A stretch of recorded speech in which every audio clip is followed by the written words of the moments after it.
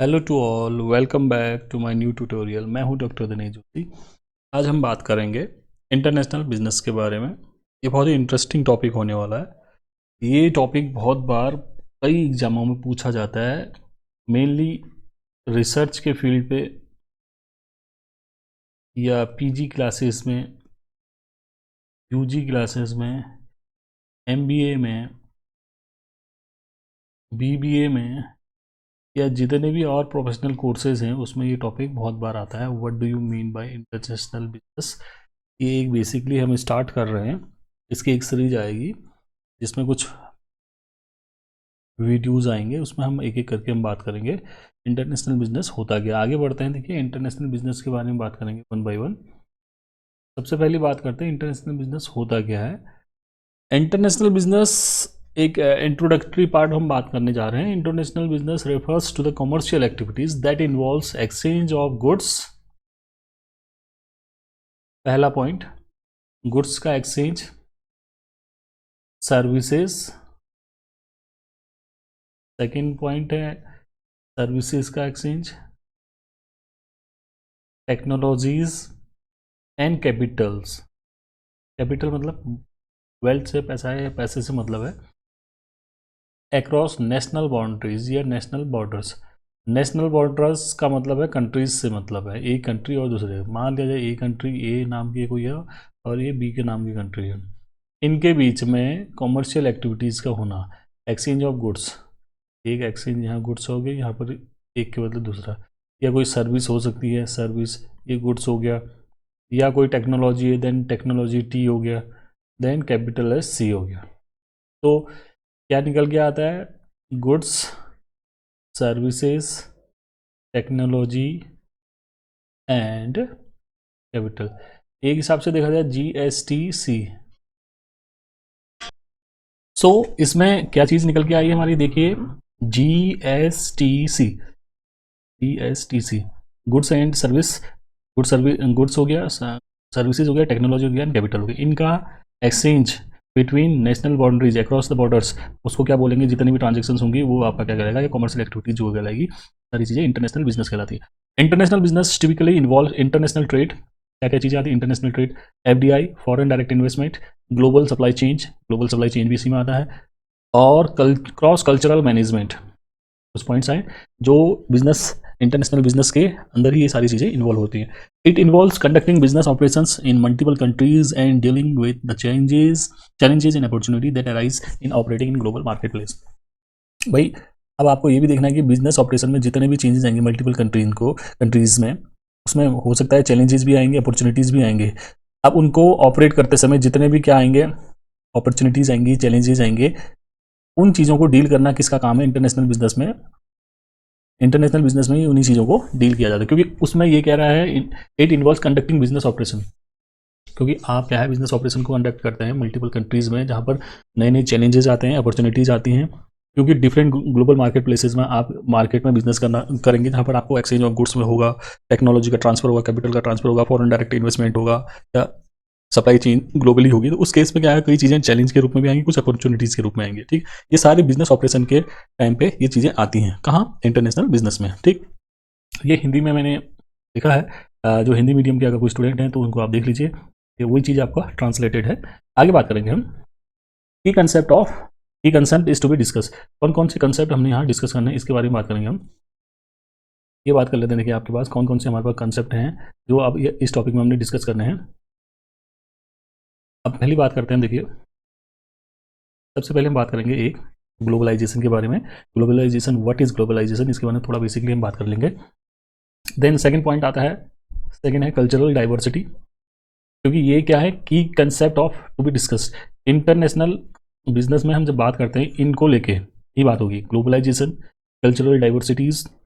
Thirdly है international marketing. Fourth है legal and regulatory framework या लीगल एंड रेगुलेटरी इन्वायरमेंट, इसके बारे में बात करेंगे।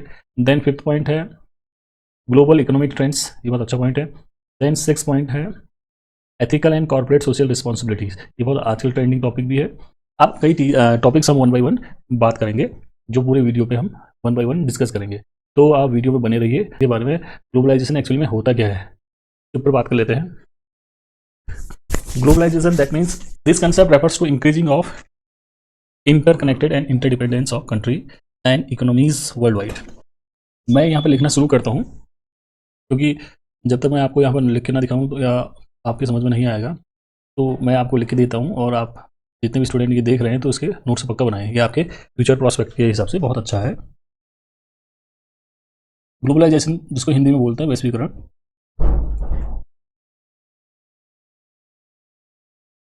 This concept refers to the increasing interconnectedness and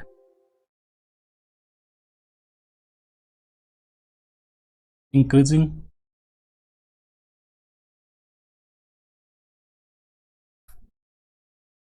interdependence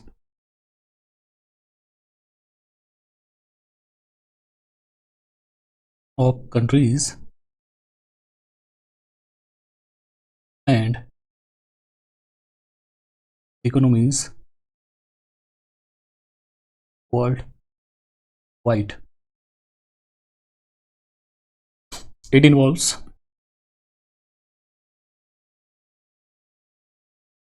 the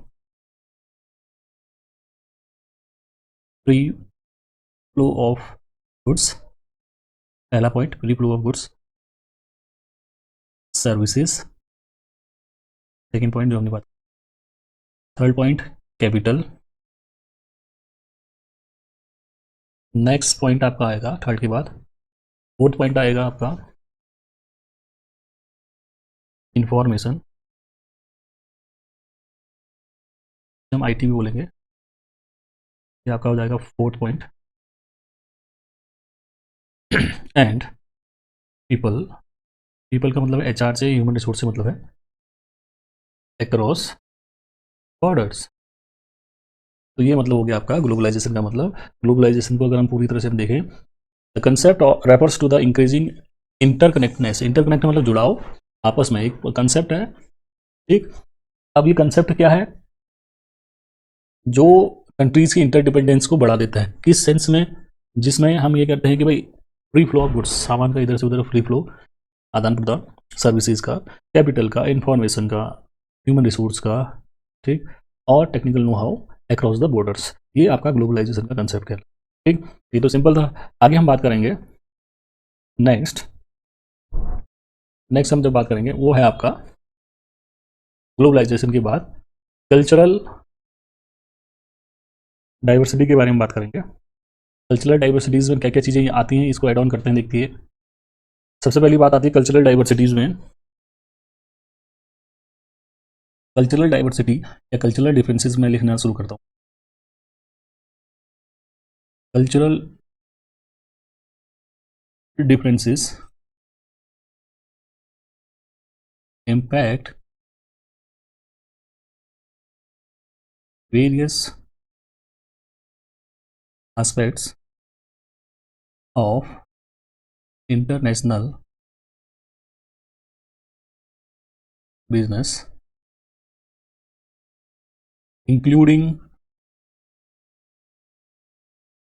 cultural diversity, जब सांस्कृतिक विविधताओं के बारे में बात करेंगे, जिसमें cultural differences impact various aspect of international business including, अब इसमें क्या क्या इंक्लूड होगा। सबसे पहली बात आती है कम्युनिकेशन, कम्युनिकेशन सबसे इंपॉर्टेंट है, communication style. Second point negotiation, समझौते, negotiation tactics. Third point consumers preference, भाई उपभोक्ताओं की जो प्राथमिकताएं हैं या प्रेफरेंसेस हैं उसके बारे में बात होती है। फोर्थ पॉइंट है मैनेजमेंट प्रैक्टिसेस, ये हो जाता है। तो अगर हमको कल्चरल डाइवर्सिटीज़ को अगर हम माने कि इंटरनेशनल बिजनेस में इफेक्ट करती है तो ये सही है, क्योंकि इसमें कम्युनिकेशन स्टाइल के बारे में बात होती है। भाई कम्युनिकेशन हर कंट्री में अलग अलग है, क्योंकि कल्चरल डाइवर्सिटी इंटरनेशनल बिजनेस का बहुत ही इंपॉर्टेंट की कंसेप्ट है। सेकेंडली नेगोशिएशन टेक्निक्स हैं, क्योंकि एक कंट्री की नेगोशिएशन दूसरे के लिए कुछ और भी हो सकती है। कई बार ये चीज़ें बहुत ध्यान में रखनी पड़ती हैं इंटरनेशनल बिजनेस के केस पे।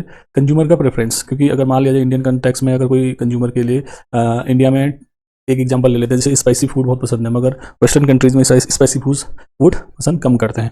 तो कंज्यूमर की प्रेफरेंस है, कुछ प्रोडक्ट को लेके है या कुछ नेगोशिएशन जो होंगे या इंटरनेशनल बिजनेस होंगे, उन चीज़ों में कंज्यूमर की प्रेफरेंस को भी कल्चरल डाइवर्सिटीज़ का एक हिस्सा माना जाता है, क्योंकि उनकी डाइवर्सिटीज़ को ये इफेक्ट नहीं होना चाहिए। देन नेक्स्ट पॉइंट आता है आपका मैनेजमेंट प्रैक्टिसेस, क्योंकि मैनेजमेंट प्रैक्टिसेस हो सकता है इंडिया में क्या है डेमोक्रेटिक कंट्री है और मेनली मिक्स इकोनॉमी चलती है, मगर यूएस में है या जहाँ पर कैपिटलिज्म ज़्यादा है तो वहाँ पर कैपिटलिस्टिक इकोनॉमी चलती है, पूंजीवादी अर्थव्यवस्था जिसे हम बोलते हैं। उस केस में भी क्या होता है कि जो मैनेजमेंट प्रैक्टिसेस होती है वो टोटली क्या होती है, कैपिटलिस्टिक वे पे चलती है, जो कैपिटल इंटेंसिव टेक्निक के थ्रू चलती है।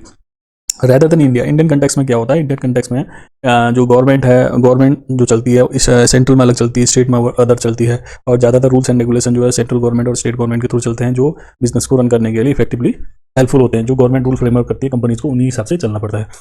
ठीक, ये हो गया कल्चरल डाइवर्सिटी के बारे में बात होगी। अब नेक्स्ट बात करेंगे हम इंटरनेशनल मार्केटिंग के बारे में।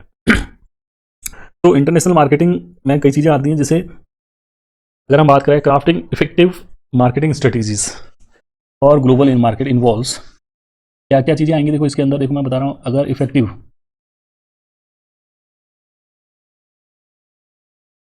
मार्केटिंग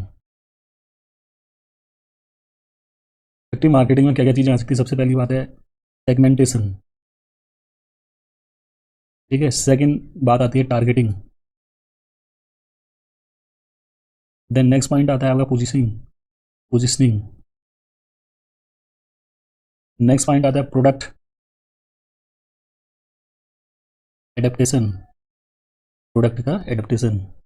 देन और भी पॉइंट आते हैं, जैसे और बात करते हैं हम इसमें स्टैंडर्डाइजेशन,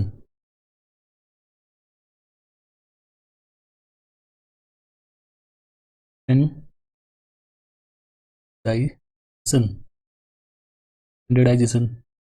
नेक्स्ट पॉइंट आता है प्रमोशनल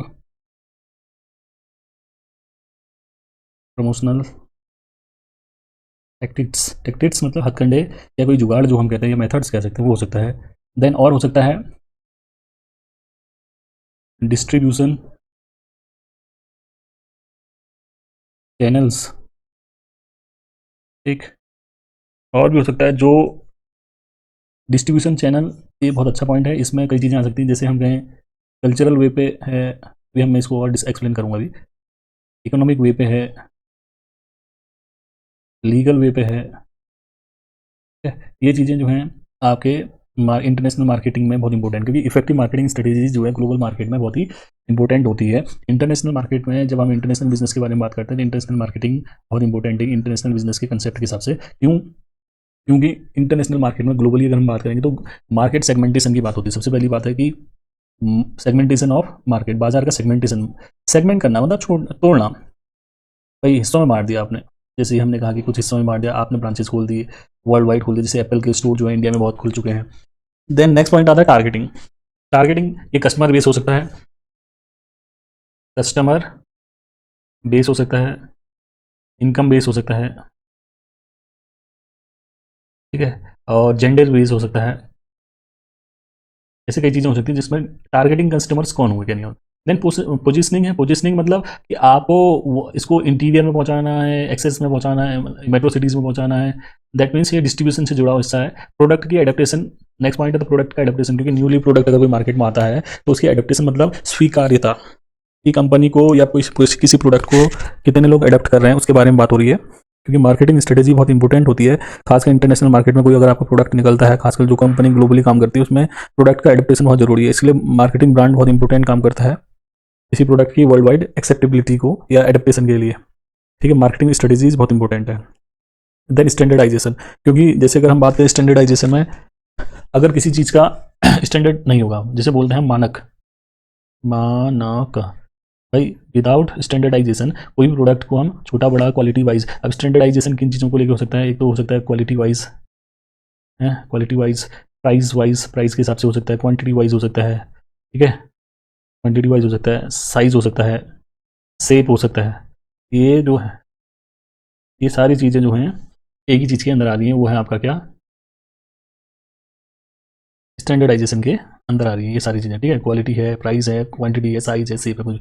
देन नेक्स्ट पॉइंट आता है प्रमोशनल टेक्निक्स। ये टेक्निक्स, प्रमोशनल टेक्निक्स क्या होंगे, ये आपको देखनी है इंटरनेशनल मार्केटिंग के हिसाब से, कई बार आपने देखा भी होगा, क्योंकि इंटरनेशनल ब्रांड को अगर प्रमोट करना है तो वर्ल्ड वाइड आजकल यूट्यूब है, सोशल मीडियाज हैं, इन्फ्लुएंसर्स हैं, उनका ज़्यादा यूज किया जाता है। देन एक और पॉइंट आता है, ये सारी इफेक्टिव मार्केटिंग टूल्स के हिसाब से माना जाएगा। देन डिस्ट्रीब्यूशन चैनल के बारे में बात हो रही, जो डिस्ट्रीब्यूशन चैनल में गई, डिस्ट्रीब्यूशन जो है कल्चरली आपको डिस्ट्रीब्यूट करना है, इकोनॉमिकली आपका डिस्ट्रीब्यूशन चैनल बहुत स्ट्रांग होना चाहिए, लीगली आपको सारे फॉर्मेलिटीज़ पूरी करनी चाहिए। अगर आप डिस्ट्रीब्यूशन चैनल इलीगल वे पे काम कर रहे हैं तो वो बहुत आपको इफेक्टिव हो जाएगा, क्योंकि आपके बिजनेस को इफेक्ट कर सकता है। ठीक, ये तो रहा आपका इंटरनेशनल मार्केटिंग के बारे में कुछ पॉइंट्स, आप इनको वन बाय वन नोट कर सकते हैं, ठीक है, 2, 3, 4, 5, 6, 7 और 8, 8 पॉइंट आपके पास हैं, आप इनको वन बाय वन नोट कर सकते हैं। ठीक, आराम से आप इसके नोट्स बनाइए। देन आगे बात करेंगे हम legal and regulatory environment. Legal and regulatory environment के बारे में बात करते हैं। इंटरनेशनल बिजनेस जो होता है ना, तो यहाँ पर लिख लेता हूँ मैं, international business must navigate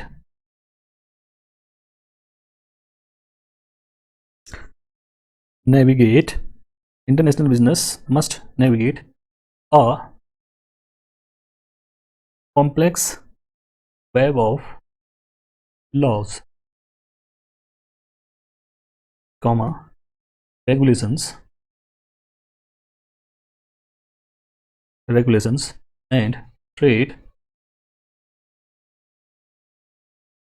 agreements governing various aspects of cross border transactions, including IPR, intellectual property, tariff,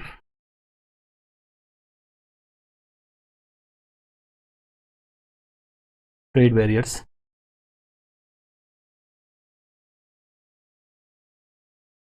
taxation, labor law, and environmental regulations। ये चीज़ें निकल के आती हैं। That means environmental, sorry, that means international business must navigate a complex web of law. भाई क्योंकि आपने international business start करना है या चलाना है, तो आपको जितना भी एक मकड़ जाल है कानून का, क्योंकि हर कंट्री का अपना अपना लॉ है, तो वेब ऑफ, वेब मतलब जाला, ठीक है, web WEB, web of law, कानून का जाल जो है, और रेगुलेशंस जो हैं, और ट्रेड एग्रीमेंट है governing various aspect cross border transactions. Cross border transaction में जितने भी वेरियस एस्पेक्ट होंगे, इसको लेके है, ट्रेड को लेके जितने भी वेरियस एस्पेक्ट होंगे, उनको क्या करना पड़ेगा, आपको नेविगेट करना पड़ेगा, उनको चलाना पड़ेगा। इंक्लूडिंग इसमें क्या क्या चीज़ें आएंगी, किन किन चीज़ों को, इंटेलेक्चुअल प्रॉपर्टी राइट्स को लेके आपके डिफरेंट लॉज होंगे, हर कंट्री के अपने अपने लॉ होते हैं, कानून है। टैरिफ है जिसे हम भाड़ा बोलते हैं। ट्रेड एंड बैरियर्स हैं, भाई ट्रेड बैरियर्स मतलब रुकावटें जो हैं या बिजनेस के लिए व्यापारिक बाधाएं जो हैं, वो है, ये फर्स्ट है, ये सेकेंड हो गया, ये थर्ड हो गया। टैक्सेशन पॉलिसी जो है हर कंट्रीज़ के अदर होती है, जैसे इंडिया में एक हम कहें रिग्रेसिव पॉलिसी है, ठीक, और हर कंट्री की अपनी अपनी टैक्सेशन पॉलिसी। यहाँ पर इंडिया में मैक्सिमम जो टैक्स रेट है वो 30% है, हो सकता है अदर कंट्रीज में ज़्यादा भी हो सकता है।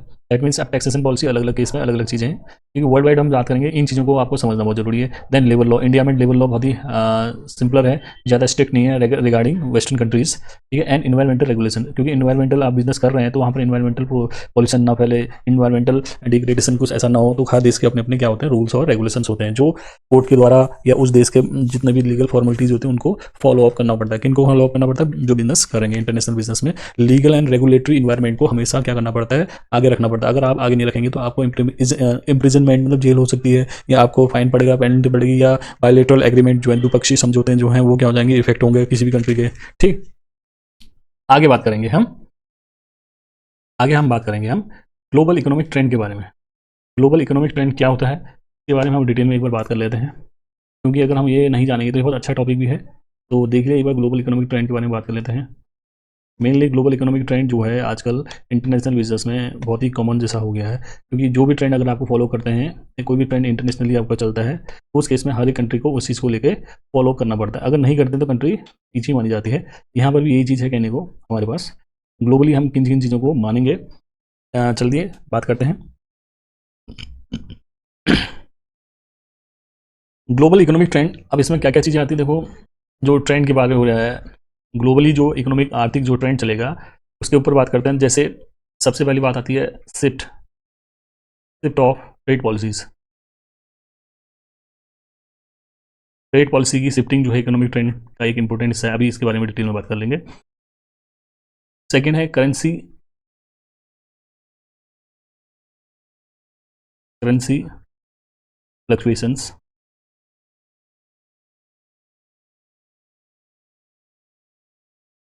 करेंसी के फ्लक्चुएशंस। देन थर्ड पॉइंट आता है जियो पॉलिटिकल टेंशंस। ये बहुत इंपॉर्टेंट है, बहुत ही इंपॉर्टेंट है। फोर्थ पॉइंट इमर्जिंग मार्केट्स, इसके ऊपर बात करेंगे। ये 4 पॉइंट्स हम बात कर लेते हैं एक बार। देखिए शिफ्टिंग, अब जो ग्लोबल इकोनॉमिक ट्रेंड के बारे में बात कर रहे हैं इसके ऊपर बात करते हैं। मेनली ग्लोबल इकोनॉमी की, हम जब इकोनॉमिक्स में ग्लोबली हम कोई चीज़ को लेकर बात करेंगे तो सबसे इंपॉर्टेंट जो बात आती है वो आपका है ट्रेंड को लेकर। क्योंकि ग्लोबली अगर हम बात करें जो ट्रेंड चलता है इकोनॉमिकली, वो क्या होता है कि हर एक कंट्री की अपनी जो पॉलिसीज़ होती हैं इन्वेस्टमेंट को लेकर है या इंटरनेशनल बिजनेस को लेकर है, वो हमेशा क्या होती हैं, बदलती रहती हैं। ये क्या होता है कि जैसे अपॉर्चुनिटीज़ और जितने भी चेंजेस आएंगे वर्ल्ड वाइड, वो ट्रेंड क्या करते हैं, वर्ल्ड वाइड चेंज हो जाते हैं। जैसे अगर हम कहें करेंसी की वैल्यू जो है बढ़ गई घट गई, इकोनॉमिक स्टेबिलिटी के बारे में बात हो रही है जो, उसके बारे में बात कर लेते हैं, है ना। आपका एम्प्लॉयमेंट की सिचुएशन क्या है, इसके ऊपर बात कर लेते हैं। ठीक, मैं यहाँ पर ही अगर और लिखना चाहूँ तो मैं यहाँ पर और लिख लेता हूँ, ठीक है, साथ देख लीजिए। देखिए जैसे हम शिफ्टिंग ऑफ उसमें बात करेंगे तो इसमें इन्फ्लेशन रेट है,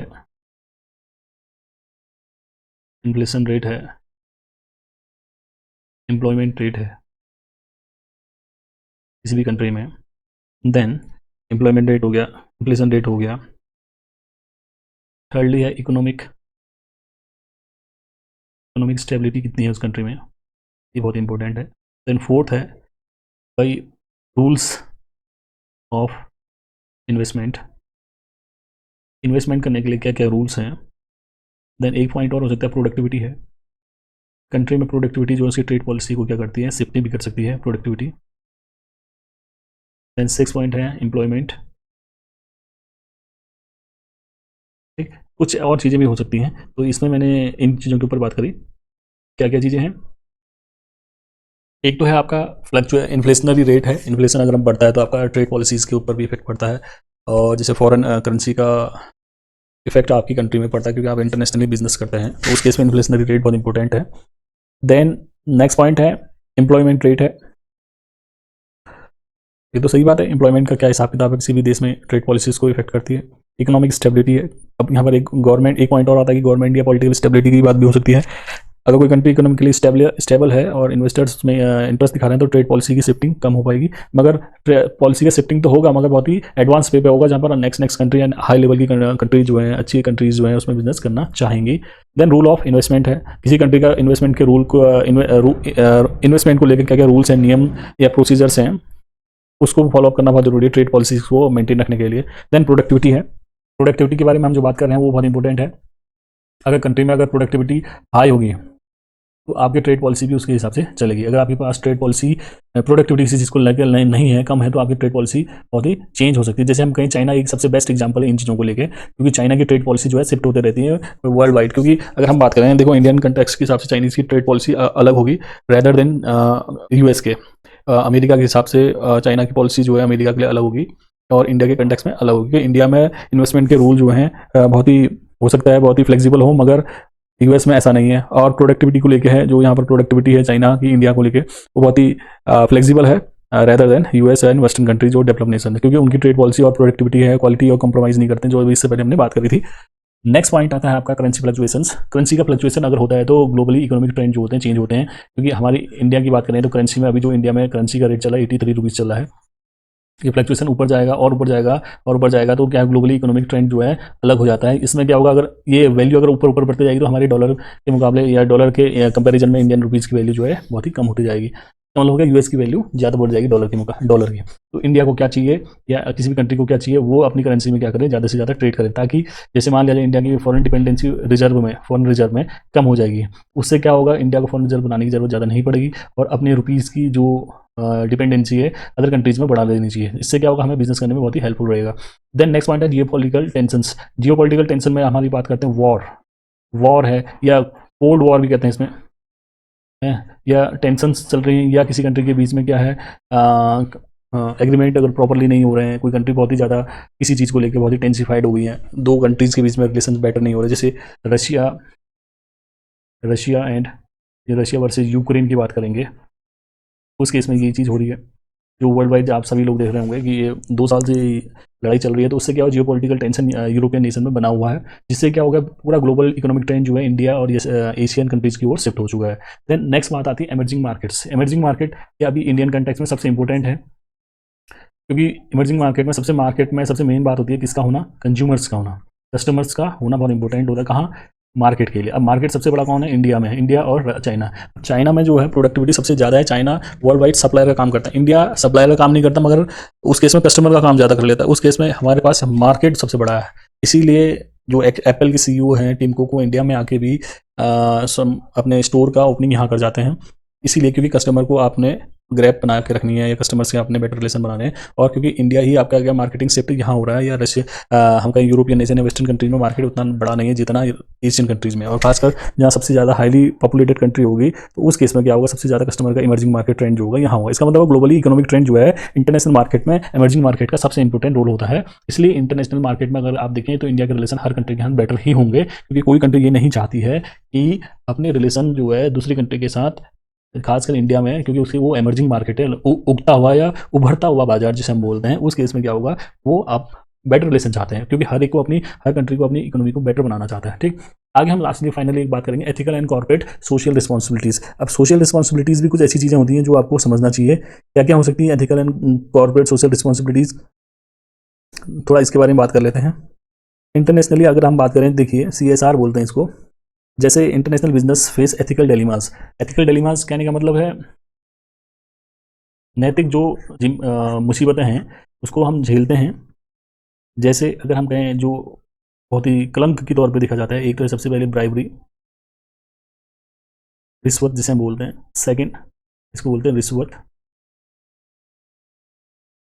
क्योंकि ये ethical and corporate social responsibility की इन चीज़ों को मिनिमाइज करे। सेकंड है करप्शन। करप्शन को आप जानते ही हैं, ठीक है, बहुत बार सुनाई, वो है नॉर्मल सा वर्ड है।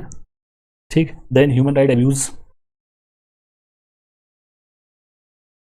ह्यूमन राइट अब्यूज़, अब्यूज़ का मतलब हुआ किसी को डिमोरलाइज करना, या गलत बात बोलना, या गाली देना, या उसको हम कहें नस्लवाद के तौर से टिप्पणी करना, या सेटायर मारना, कमेंट मारना, जो उसको इन्फीरियर फील कराए। ठीक, वो सारी चीज़ें अब्यूज़ में आ जाएंगी। फोर्थ पॉइंट आता है इन्वायरमेंटल सस्टेनेबिलिटी।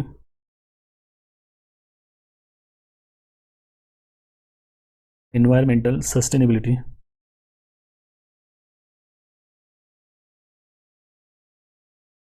Environmental sustainability. एक पॉइंट और आता है आपका लेबर प्रैक्टिसेस। लेबर प्रैक्टिसेस,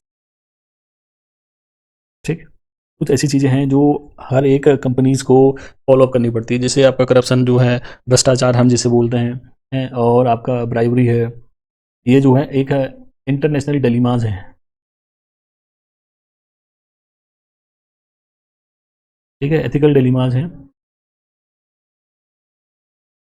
अब इसको समझना बहुत ज़रूरी है कि भाई एथिकल डिलेमास में अगर ये चीज़ें नहीं होती तो बिज़नेस कितना अच्छा होता है, मगर ये ऐसा है नहीं, क्योंकि हर वर्ल्ड वाइड अगर हम किसी को बिज़नेस करना है तो इन चीज़ों को लेके ही चलना पड़ता है। कई बार बिज़नेस में ऊपर नीचे का खेल जो है बहुत इंपॉर्टेंट होता है। बिजनेस को बाई हुक सक्सेस करने के लिए लोग क्या करते हैं, इन चीज़ों का यूज करते हैं। जिसे हम बात करें नैतिक द्वंद्व कहते हैं इसको। द्वंद्व मतलब हुआ डिलेमाज, मतलब दुविधा या प्रॉब्लम। अब नैतिक क्या है, जहाँ पर कुछ हाँ आपको कठिन अवसर अगर आते हैं, आपको अपनी इथिकल और रूल्स के साथ क्या होता है, टकराव हो जाता है। उस केस में क्या होता है, कई बार आपको क्या होता है, इन्वायरमेंटली प्रेशर होता है या सोशल कंसेप्ट, जिसे हम सामाजिक मान्यताएं और नैतिकताओं के बीच में क्या होता है, टकराव हो सकता है। कई बार हम सोचते हैं कि भाई हम सही हैं, अगला गलत है, या समाज के हिसाब से आपको चलना पड़ता है। कई बार क्या होता है, निजी और पेशेवर जीवन के बीच में टकराव होता है। उस केस में भी क्या होता है, जैसे हम जब बिजनेस के बारे में बात करें, इसी को बिजनेस के पॉइंट ऑफ व्यू से सोचें, कुछ चीज़ें बहुत इंपॉर्टेंट है जहाँ पर हमको ये देखना पड़ता है कि CSR, international corporate social responsibility में समाज के प्रति आपके क्या दायित्व। एक तो आपके रिश्वतखोरी नहीं होनी चाहिए, करप्शन डाउन होना चाहिए, ह्यूमन राइट एब्यूज़ नहीं होना चाहिए, इन्वायरमेंटल सस्टेनेबिलिटी, ये बहुत इंपॉर्टेंट है। इसमें क्लाइमेट चेंज के बारे में आजकल बात हो रही है, बहुत बार आपने देखा भी होगा, सुना भी होगा। ठीक है, क्लाइमेट चेंज कैसे ऊपर आ रहा है, मतलब बढ़ रहा है। इसके लिए क्या है, CSR बहुत इंपॉर्टेंट है कि भाई आपकी या कंपनीज़ की या जो इंटरनेशनल बिजनेस कर रहे हैं, उनकी ये जिम्मेदारी होती है कि इन्वायरमेंटल सस्टेनेबिलिटी को बनाए रखें। उसके लिए आपको ज़रूरी है कि क्लाइमेट चेंज को आपने क्या करना है, क्लाइमेट चेंज में जितना भी वो आ रहा है आपका कंट्रीब्यूशन जो है, क्लाइमेट चेंज में जो क्लाइमेट को बढ़ रहा है, जो क्लाइमेट उसको रिड्यूस करने के लिए आपको सारी स्टेप्स उठाने चाहिए। और लेबर प्रैक्टिसेस जो है, लेबर के साथ जो भी प्रैक्टिसेस होती हैं और लेबर लॉज जो हैं, वो बहुत इंपॉर्टेंट है किसी भी कंपनी को या किसी भी बिजनेस को ऊपर ले जाने के लिए। बिजनेस तभी सक्सेस हो सकता है जब हमारे केस में, या हम किसी बिजनेस के बारे में बात करें, वहाँ पर लेबर के बारे में और एम्प्लॉयज़ के बारे में या मैनेजरियल ऑफिशियल्स के बारे में पूरी तरह से क्या हो, पॉलिसीज़ जो फ्रेमवर्क की गई हो, और वो फ्रेमवर्क ऐसी हो कि हर एक के लिए वो लॉज हैं या प्रैक्टिसेस हैं या रूल्स हैं कंपनी के रिगार्डिंग, या का हम कहें बिजनेस के रिगार्डिंग, वो बहुत ही अच्छे होने चाहिए, हर एक के लिए सूटेबल होने चाहिए, एडेप्टेबल होने चाहिए। ऐसा नहीं कि बहुत ही स्ट्रिक्ट और स्ट्रिंजेंट रूल्स हो जाए या प्रोसीजर हो, तो उस केस में क्या है, जितनी भी मैन पावर है वहाँ पर काम करना पॉसिबल नहीं हो पाएगा। क्योंकि वर्किंग इन्वायरमेंट के बारे में हम जब बात करते हैं, ये चीज़ें निकल के आती हैं। तो फाइनली हमने कुछ टॉपिक्स के बारे में आज हम बात कर चुके हैं। इन टॉपिक्स को आप, अगर आपके पास टाइम है तो एक एक करके नोट्स बनाइए। ठीक, हमने काफ़ी टॉपिक्स को अभी आज कवर कर लिया है। ये रहा आज का वीडियो। आप वन बाई वन इसको लिखे हुए अब चलिए, और नेक्स्ट वीडियो में हम फिर और बात करेंगे। Thank you for watching, have a nice day. Please comment and like. हाँ, एक चीज़ और कहते हैं, क्या कहते हैं, share, share it if you like it, if you like it then comment, and then if you comment then share it. ठीक, thank you for watching, have a nice day, bye.